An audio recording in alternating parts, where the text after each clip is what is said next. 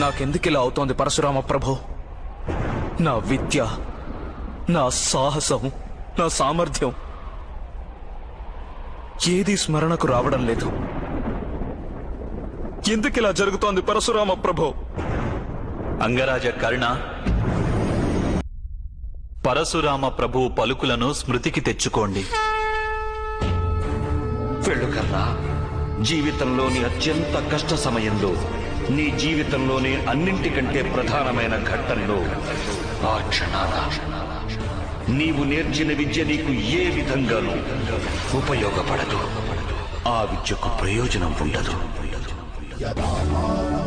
అవినీతి మార్గాన నడిచి ఏ విద్యని సంపాదించినా అది సంకట పరిస్థితుల్లో చేజారిపోతుంది.